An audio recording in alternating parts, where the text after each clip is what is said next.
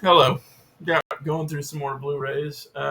Just because I want to get these put away too. So I'm just rolling through. So this is my second video, but yeah, I'm filming this like right after the first one. I'm wearing the same shirt. It's like why put on airs. I don't know why. Some people pretend they're not filming like a bunch of videos at the same time. I see no reason to be deceptive.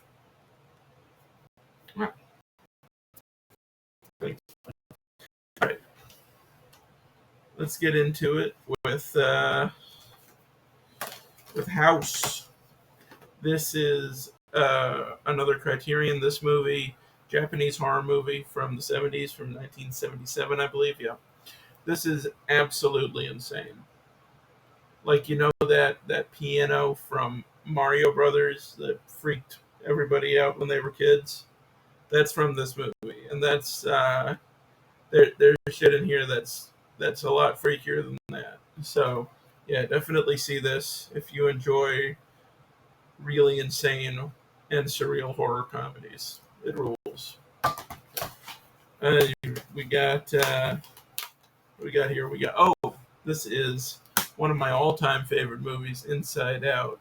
This movie just affected me really deeply when I saw it. Especially that whole Bing Bong side plot there really got to me. But yeah, I mean, this is a universal thing. This is something everybody goes through. That loss of youth. You know, suddenly you're burdened with all this knowledge and all of this responsibility, and you just there are times when you just want to go back to something simpler when you knew a little less. You know, and so this is about a movie about how you can never go back, and you're stuck where you are, and you might as well make the most of it. It's a wonderful movie. Yeah, JCVD stands for Jean Claude Van Damme, who stars in this and plays a very fictionalized version of himself. And this was a film that proved to the world that Van Damme wasn't just an action star, he was a really good actor as well. Like, he delivers a monologue in this movie it's one of my favorite monologues in any movie ever. It's incredible.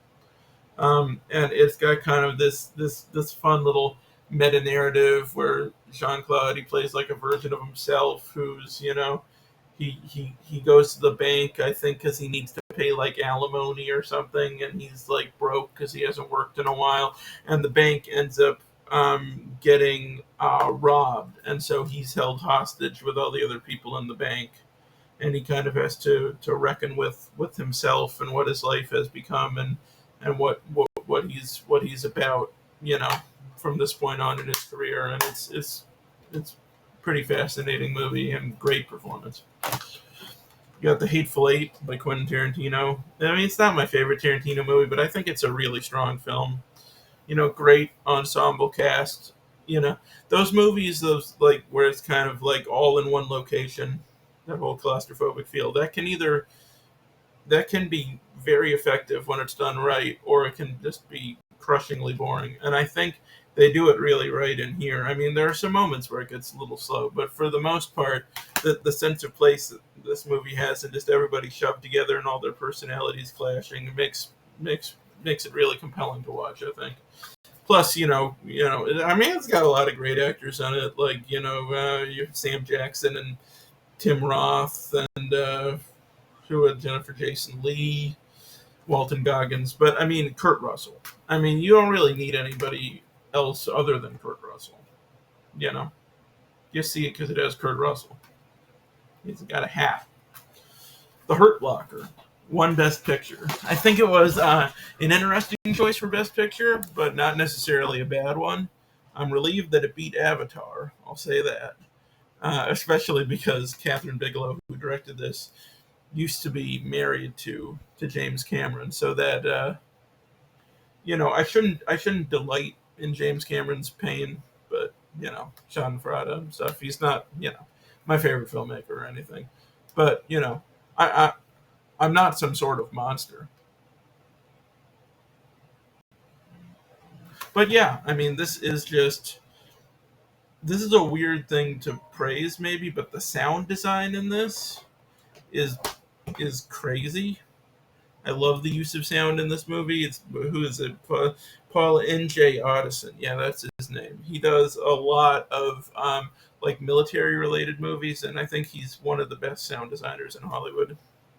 And the acting in here is awesome by Jeremy Renner and Anthony Mackie, who would go on to, both be big Marvel people who play Hawkeye and Falcon, and now Falcon is Captain America, and blah, blah, blah. But these are the best performances I've seen either of them give. They're just, like, so real in this movie. Yeah, highly recommend. One of my favorite war movies. Turns out I have 2 copies of this John Wick 2 Steelbook. So maybe I'll sell one. Maybe I'll keep one in case the other one explodes or something. We'll see. The Revenant. There it is. This movie rules. Um, the only reason this movie wasn't my favorite movie of 2015 was this is also the same year that Mad Max Fury Road came out, which just totally blew my mind. But this is any other year, this would have been number one. This movie is just insane in its execution, and that this came out right like the year after Birdman, which was directed by the same guy. They're both by Alejandro Gonzalez Inarritu. And just I remember when we saw Birdman, just thinking like this is a crazy movie in terms of filmmaking. And then this just totally out crazies Birdman, just in terms of production design and the way the camera moves and how long the takes are, and just the horrible shit that Leo had to go through for this part. He deservedly won the Academy Award. He's awesome in this. Tom Hardy's awesome in this. It's a crazy movie. Bear Attack. Yeah, watch The Revenant if you haven't seen it. Mission Impossible Ghost Protocol. I don't know that I own all the other recent ones, like Rogue Nation and Fallout, which is my personal favorite, Dead Reckoning Part 1. I should get all of them, but, I might just hold out for like a set with all of them together or something like that. But, as much as I like Mission Impossible 1 and 3, and 2 is, fun at least. For me, the series really came alive with this one, with Ghost Protocol, and it just kept getting better. And then Fallout was just such an insane movie. But this is awesome. I mean, this has that whole sequence where Tom Cruise is hanging off the side of the Burj Khalifa here. It's the tallest building in the world, and he's doing it for real. He's like up there on a harness. It's crazy. We got Revolutionary Road. This is a super powerful movie, and it does make me laugh because it's Leo and Kate together. So I can't imagine how many people went to this movie like Titanic fans, being like, "Oh, they're back together again. It's so romantic." And then this movie is like brutal. Like, this is such a depressing movie, but really powerful too. This was kind of Michael Shannon's breakout role. He had like I think he's only in like 2 scenes, but they're incredible scenes. Kathy Bates playing his mom is great too. They have this really horrible dynamic together that's really effective.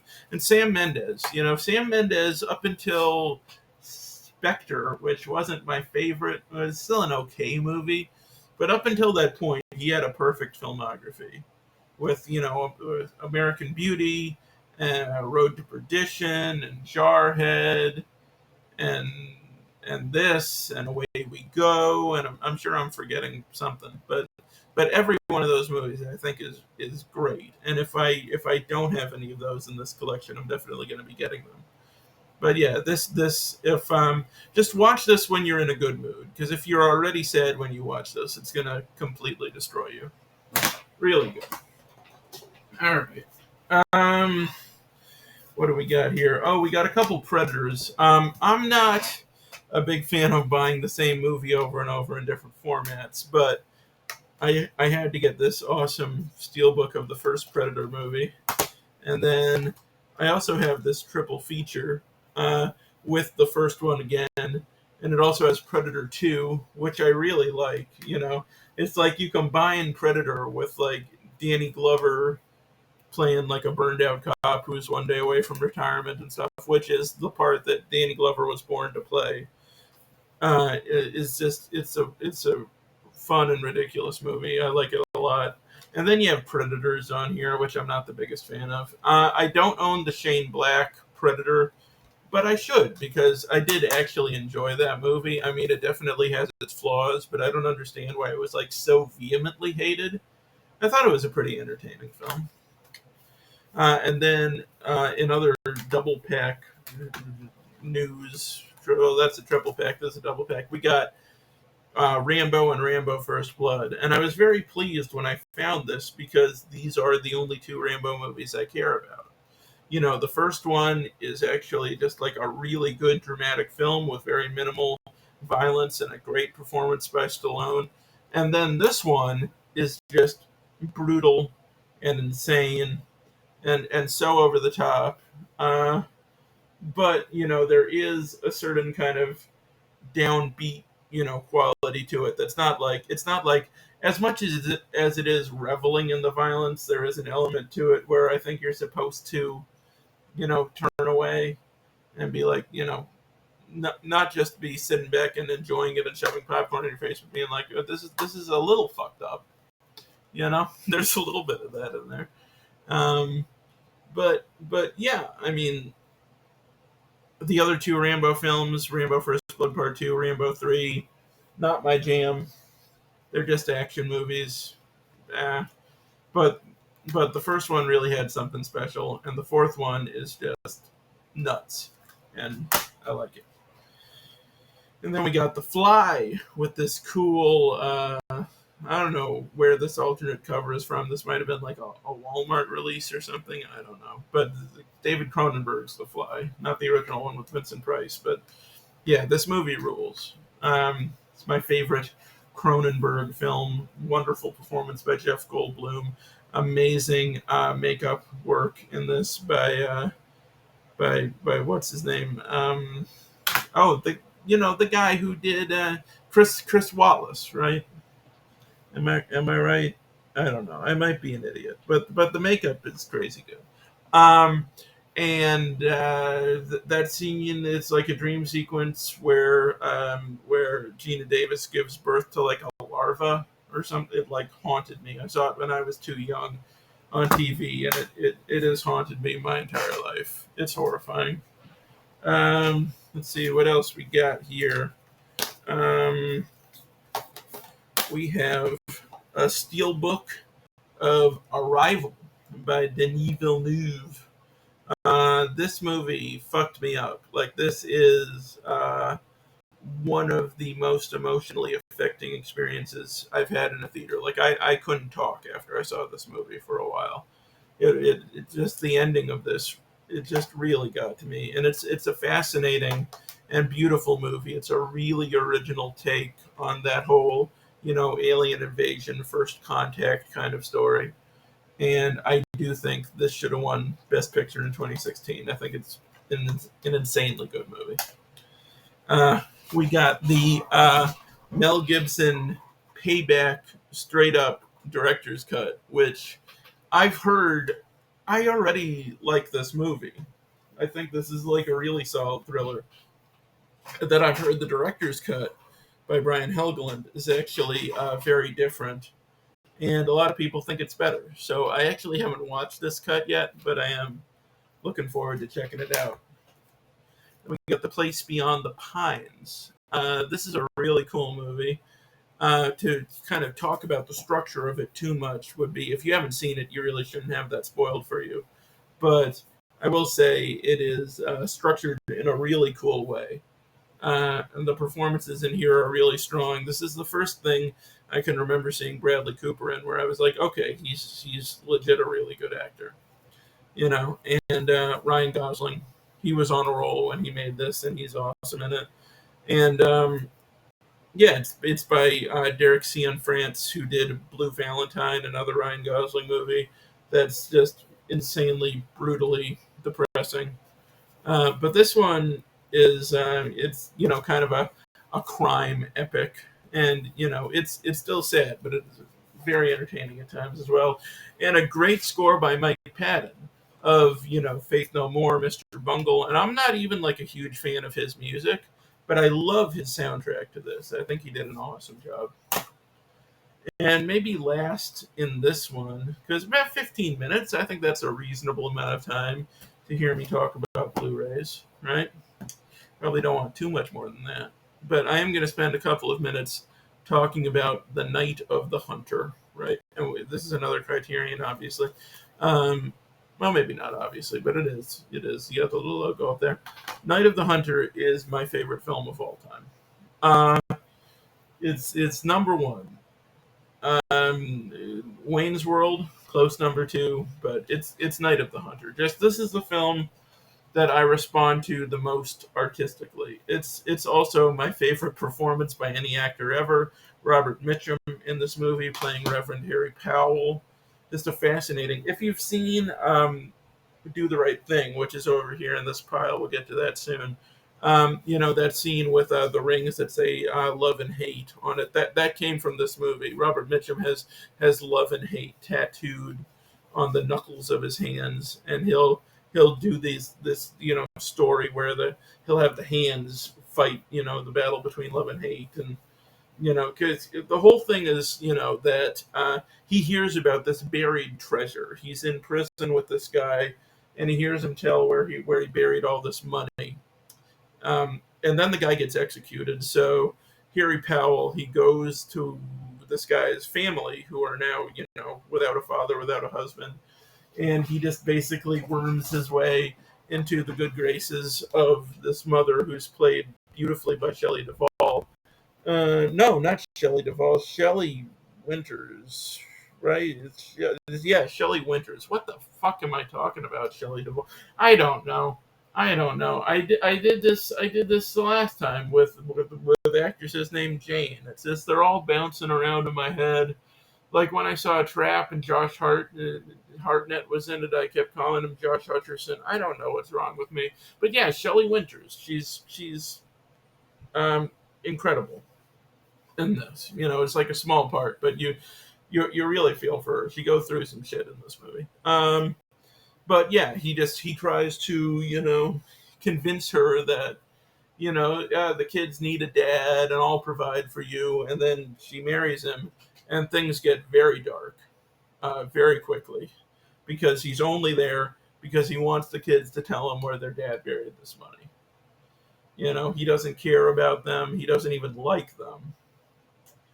And it's a fascinating movie. And what's cool about this stylistically is, number one, this was directed by Charles Laughton, who is an actor. This is the only movie he ever directed. He's mostly known for acting and stuff, like he was in Mutiny on the Bounty, the original one. He was in Witness for the Prosecution.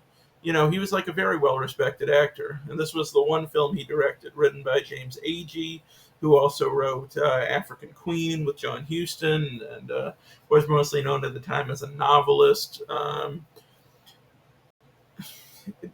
Charles Laughton, I think, if his career had gone on for longer, he would have been a legitimate rival to Hitchcock. He was something else. And this movie, one of the cool choices he makes is that it's a very grounded, very realistic movie.